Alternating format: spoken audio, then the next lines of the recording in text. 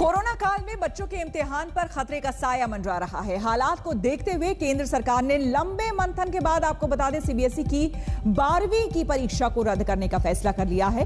14 लाख से ज्यादा बच्चे अपने इम्तिहान को लेकर परेशान थे। पिछले साल की तरह स्कूल के इंटरनल परीक्षा के आधार पर रिजल्ट तय होंगे। अगर कोई छात्र इससे संतुष्ट नहीं होगा तो वो अलग से परीक्षा दे सकता है, लेकिन ये हालात ठीक होने पर ही होगा। आपको बता दें कि राज्य सरकारें भी बोर्ड परीक्षा को लेकर अब मंथन कर रही है, ताकि बच्चों के जीवन का तो इम्तिहान ना हो।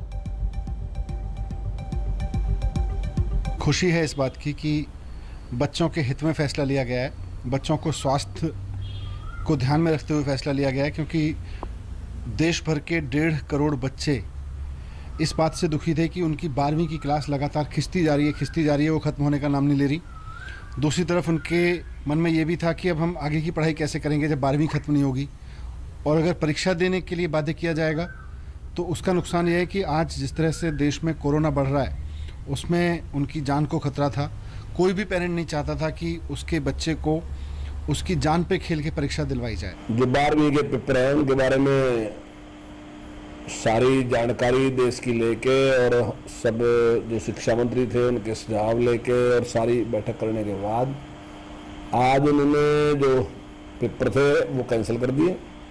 कोरोना की सारी स्थिति को देखते हुए, बच्चों के स्वास्थ्य की चिंता करते हुए उन्होंने 12वीं का पेपर स्थगित कर दिया। और अब उसके बारे में किस प्रकार से निर्णय लिया जाएगा वो भी विचार विमर्श करके उसके बाद निर्णय लिया जाएगा। 7वें, 8वें, 9वें, 10वें और 11वें का प्रोन्नत करने का निर्णय पहले ही कर रखा है। डिग्री कॉलेज के संदर्भ में हमको उच्च शिक्षा भी, क्योंकि मेरे पास में ही है, हम लोग निर्णय के अंतिम दौर पर पहुंच रहे हैं कि हमें क्या करना चाहिए। पिछली बार हमने उनको प्रोन्नत किया था प्रथम वर्ष में, जो स्नातक परीक्षा थी और स्नातकोत्तर परीक्षाएं थी।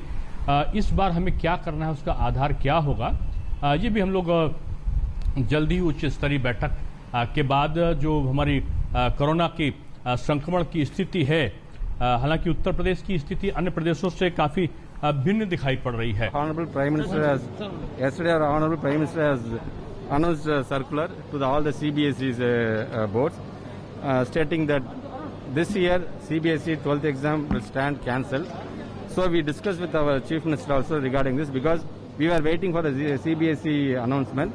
So all of a sudden yesterday Prime Minister has cancelled the examination. So we discussed with our Chief Minister was telling, like, within 2 days we just get the information, get the ideas from other who are all running the education institution, parents teachers association people, even from the students side. Just get the feedback from them. Based on that we will take a call within 1 or 2 days. Right?